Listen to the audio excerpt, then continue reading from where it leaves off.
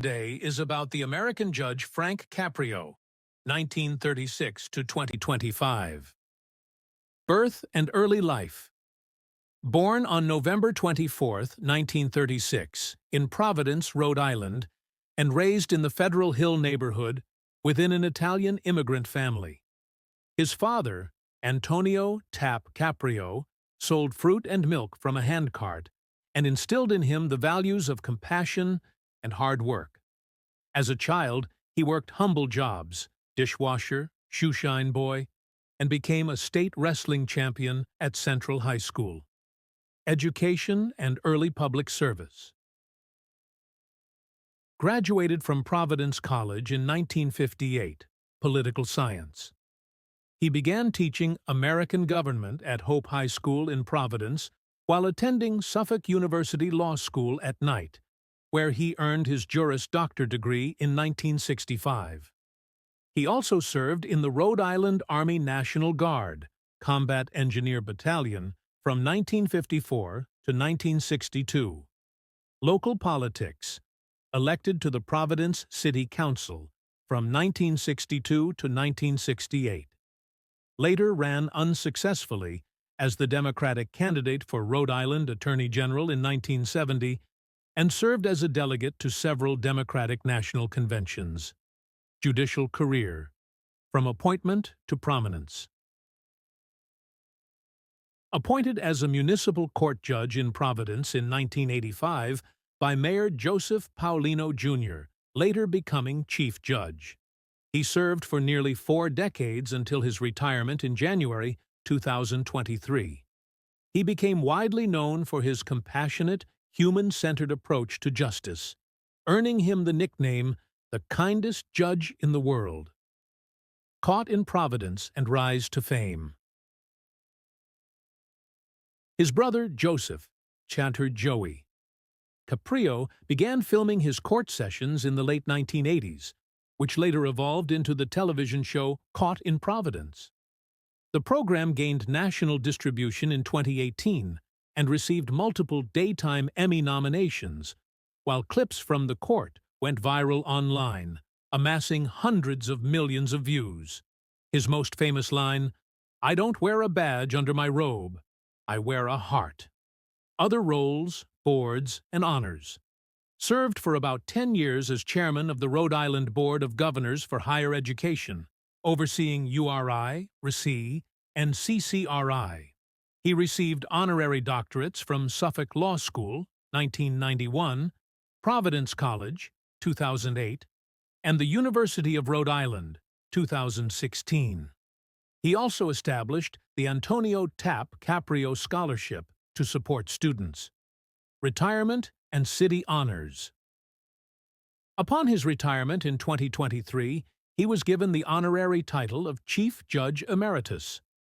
On October 20th, 2023, the Providence Municipal Court building was officially named after him in recognition of his career and legacy.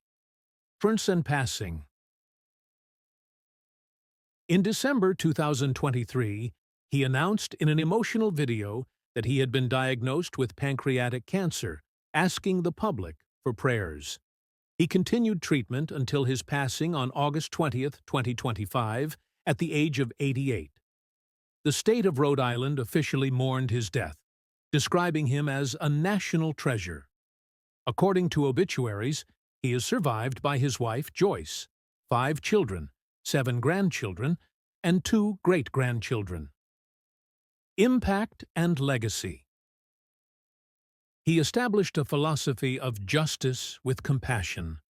As he often said in his speeches, "Leave the ladder standing for others," a call to keep the path open for those who come after you.